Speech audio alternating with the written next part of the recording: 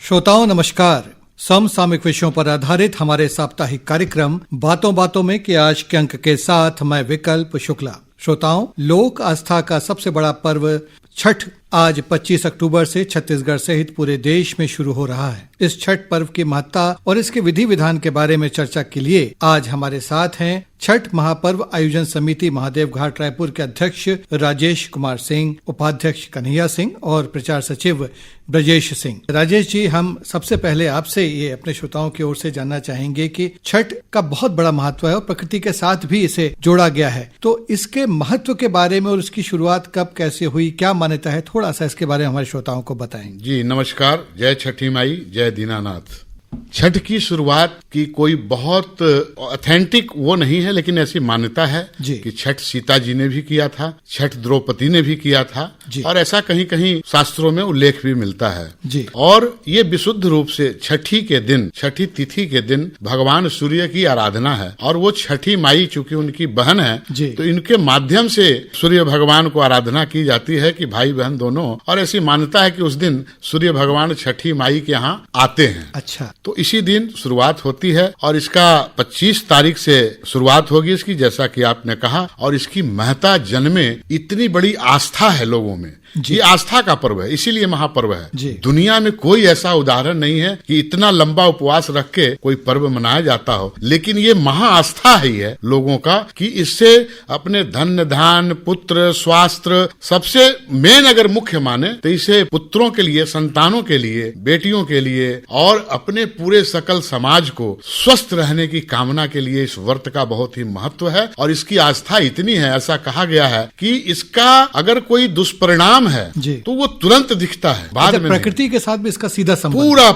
पूरा प्रकृति की ही पूजा है ये। जो इस ब्रह्मांड का नायक है उसके माध्यम से उसकी पूजा है, यही एक पूजा है। जो भोग लगता है उसमें भी, जैसा आपने बताया कि उसमें भी सारी चीजें वही नेचुरल जो प्राकृतिक होती है, प्राकृतिक है, जो नेचुरल, बाजार का कुछ नहीं बना हुआ है, वो कुछ नहीं। सिर्फ एक ठेकुआ का प्रसाद जो है, जो एक एक दाने गेहूं के चुन के और उस शुद्धता से उसको सुखा के, उसको अगोर के, और इसकी मंत्र जो कहा जाए तो इसका गीत जो है वही महामंत्र है। और गीत के माध्यम से ही हर स्टेज का अलग अलग गीत है, क्योंकि 4 दिन तक चलने वाला ये पर्व के लिए आज तो पूरे विश्व में इसकी धुन जहां भी सुनाई देती है तो अगर वो पूर्वांचल का आदमी है तो पुलकित हो जाता है। आपने बताया कि 4 दिनों तक ये पर्व चलता है। कन्हैया जी, हम आपसे जानना चाहेंगे कि इस वर्ष 2025 में कब से कब तक ये छठ मनाया जाएगा, इसमें अलग अलग रस्म क्या होती हैं, विधि विधान क्या रहते हैं, थोड़ा इसके बारे में हमारे श्रोताओं को बताएं। इस साल छठ पर्व 25 अक्टूबर से स्टार्ट होगी, नहाए खाए से स्टार्ट होगी और 26 तारीख को खरना होगी,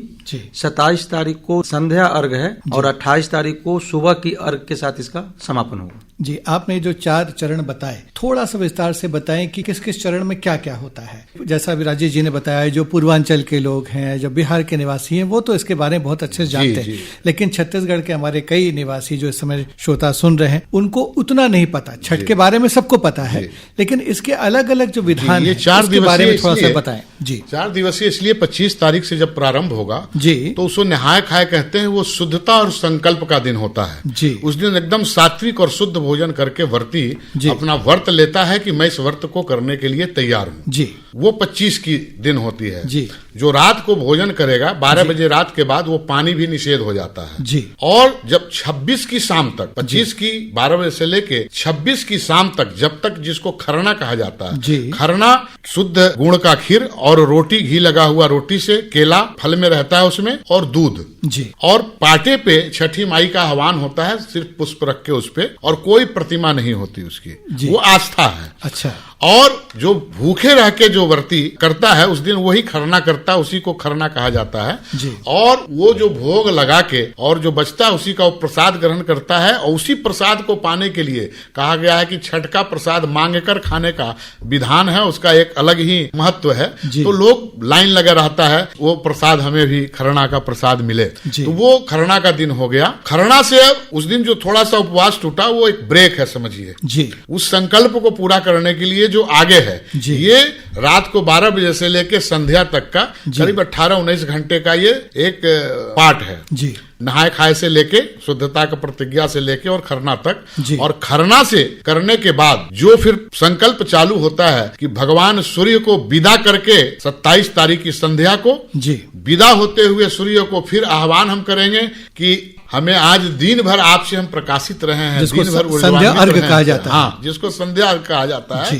पहले उनको अर्घ दिया जाता है। समाज में जो एक संदेश है कि जो डूबता हुआ है उसे लोग छोड़ देते हैं। समाज में ऐसे भी है कि जो नीचे चला जाता है उसको कोई खींचना नहीं चाहता। ये एक संदेश है, सामाजिक संदेश है। तो पहले डूबते हुए सूर्य को कि आपने आज दिन भर हमें प्रकाशित किया और आह्वान किया, आप ही से पूरा ब्रह्मांड था, आप फिर कल आएं, मैं आपका इंतजार करूंगा। और वो 28 की सुबह तक उगते हुए सूर्य को अर्घ देने तक वो भूखे प्यासे जिस अवस्था में उस अवस्था में रह के भगवान सूर्य की प्रतीक्षा करता है। तो 26 की शाम से लेके और 28 की सुबह तक वो एकदम लगातार जल का एक घूट क्या बने जो मुंह में लार होता है उसे भी घोटने से लोग परहेज करते हैं। अच्छा जी, राजेश जी आपने ये तो बताया कि प्रकृति के साथ इसका सीधा संबंध है, लेकिन अभी आपने बताया जैसा कि नहाए खाए से ये शुरू होता है, तो स्वच्छता के साथ में भी ये बड़ा एक संदेश देता है ये जो छठ का महापर्व है, इसके बारे में बताएं। क्योंकि अभी जो तैयारियों पे तो अभी हम विस्तार से चर्चा करेंगे ही, लेकिन बहुत अच्छे से साफ सफाई भी की जाती है और वैसे शुद्धता का बहुत इसमें ख्याल रखा जाता है। तो स्वच्छता का भी एक बड़ा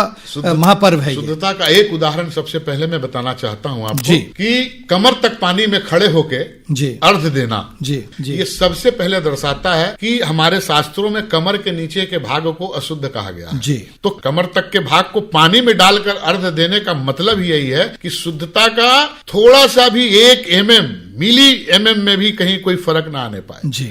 उससे आप अंदाजा लगा सकते हैं।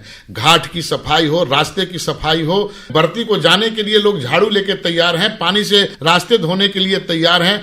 हमारे जितने भी समिति के सदस्य हैं वो अपने हाथों से पूरे खारून के गंदगी को, आज तो हमें नगर निगम का भी बहुत सपोर्ट मिलता है, शासन का भी उसमें बहुत सपोर्ट है, लेकिन एक समय था कि हम लोगों ने अपने हाथों से आज भी करते हैं और घर का एक भी व्यक्ति जहां छठ पर्व हो रहा है वो एरिया रिजर्व होता है, बिना नहाए उस परिसर में प्रवेश नहीं कर सकता। अच्छा। और वो जो व्रती है वही प्रसाद बनाएंगी महिलाएं, और गीत गागा के उसका बने वो जो महामंत्र है उसका उच्चारण हो के। तो शुद्धता का तो हम कहते हैं, और स्वच्छता का अगर दुनिया में सबसे बड़ी कोई मिसाल है तो वो छठ महापर्व है, जिसको आके आदमी अपने आंखों से देख सकते। जी, यदि हम छत्तीसगढ़ की बात करें तो चाहे वो रायपुर हो, भिलाई हो, बिलासपुर हो, जहाँ भी हमारे पूर्वांचल के लोग बहुतायत में हैं, बड़ा उत्साह और आस्था के साथ में इसे मनाया जाता है। घाटों में जैसा भी आपने बताया, हम रायपुर की यदि बात करें, क्योंकि आप महादेव घाट समिति के आप अध्यक्ष हैं, तो कहाँ पे इसका आयोजन मुख्य रूप से होगा? महादेव घाट में जैसे आयोजन होगा तो क्या तैयारियां की गई हैं, इसके बारे में हमारे श्रोताओं को बताएं।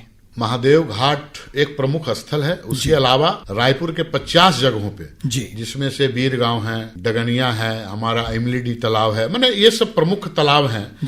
छुइया तालाब है, ब्यास तालाब है। तो यहाँ प्रमुख रूप से, लेकिन ज्यादातर संख्या वहाँ पे हम लोग इतने इस चीज को इतना विस्तार किया, इतना वहाँ पे वो किया कि लोगों का एक झुकाव वहाँ पे आया और वहाँ पे चीजों को व्यवस्थित किया हम सबों ने। तो वहाँ पे हम लोगों ने रात को, अब संध्या अर्घ से लेके सुबह के अर्घ तक का जो समय है उसको हमने कल्चरल प्रोग्राम के हवाले कर दिया। तो हम छत्तीसगढ़ में रहते हैं, जहाँ की मिट्टी को हम लोगों ने आत्मसात किया है, माथे पे चंदन करते हैं, क्योंकि हमारी एक परंपरा है कि हम जहाँ जाते हैं हम उसके हो जाते हैं, वो हमारा हो जाता है। क्या बात है। और साथ में अपनी संस्कृति को भी नहीं छोड़ सकते। तो इसलिए सबसे पहले हम छत्तीसगढ़ का प्रोग्राम का एक वहाँ पे वो तैयार करते हैं, जो इस बार केसरी साहू जी हैं। तो वो लोक धारा करके उनका एक प्रोग्राम होता है। 50-60 लोगों की टीम है, छत्तीसगढ़ की संस्कृति को वहाँ बिखेरेंगी। वो छत्तीसगढ़ के गानों पे वहाँ पे एक माहौल बनेगा।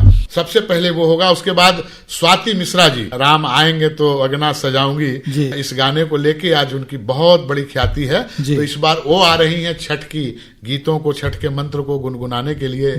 और कल्चरल प्रोग्राम में इलाहाबाद से सोनाली तरुण चोपड़ा जी अपने झांकी को लेके, जो एक विश्वविख्यात झांकी का टीम है, वो आके अपनी काम करेगी। वहां पे महाआरती है हमारा, जो 1.25 लाख दीपों से हम महाआरती करते हैं जी, जिसमें पिछले बार तो राज्य के सर्व मुखिया माननीय मुख्यमंत्री जी, यहाँ के विधानसभा अध्यक्ष पूर्व मुख्यमंत्री माननीय डॉक्टर रमन सिंह जी ने उसमें हिस्सा लेके हम लोगों को और गौरवान्वित किया था जी।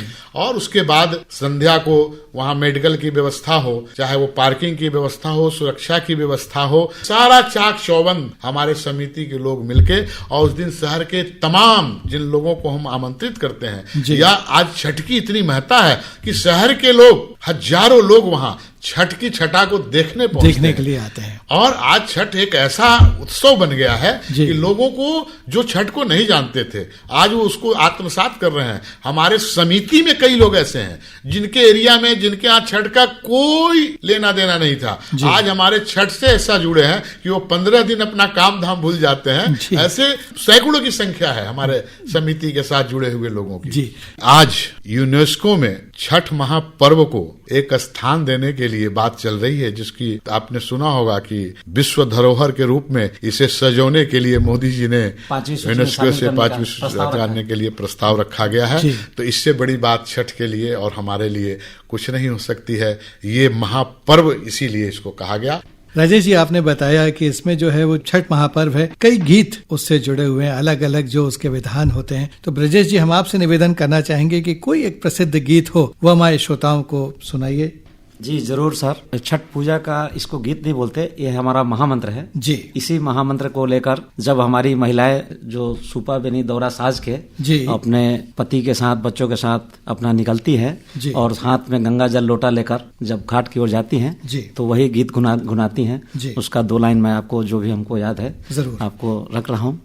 अरे काचा ही बास के बहंगिया, बहंगी लचकत जाय, बहंगी लचकत जाय, आहे बनू ना बलम जी कहरिया, दौरा घाटे पहुँचाय, दौरा घाटे पहुँचा, आहे बाट जे पूछे ला बटोहिया, ई दौरा के करा के जाए, ई बहंगी के करा के जा, ते तो आनारा होइबे रे बटोहिया, ई दौरा छठी माई के जाए, ई दौरा सूरज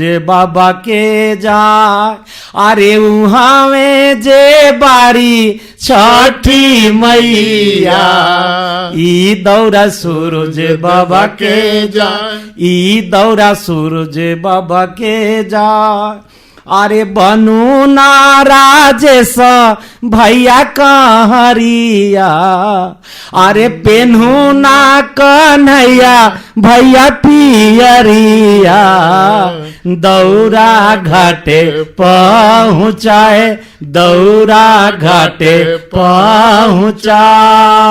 बोलो छठी मैया की जय। बहुत सारे अनगिनत मंत्र हैं जो उस दिन ये होता है, ये हमारे रोम रोम को पुलकित कर देता है। नहीं, बहुत सुंदर गाया और बहुत अच्छा मंत्र भी है ये, और बहुत सुंदर गाया ब्रजेश जी आपने। आपको हमारी तरफ से बहुत आभार, और आप सभी को, राजेश जी, कन्हैया जी, ब्रजेश जी, आपने बहुत विस्तार से हमारे श्रोताओं को छठ महापर्व के महत्व के बारे में और इसके पूरे विधि विधान के बारे में बताया। हम आकाशवाणी समाचार की ओर से आपका हार्दिक आभार व्यक्त करते हैं। आपका भी बहुत बहुत आभार सर कि आपने हम सबों को समय दिया और अपने आकाशवाणी पे इसकी महिमा को छत्तीसगढ़ की श्रोताओं को बताने का, जनाने का काम किया है। धन्यवाद। तो श्रोताओं, इसी के साथ हमारे कार्यक्रम अब संपन्न होता है। अगले हफ्ते एक नए विषय के साथ हम फिर हाजिर होंगे। अब हम आपसे विदा लेते हैं। नमस्कार।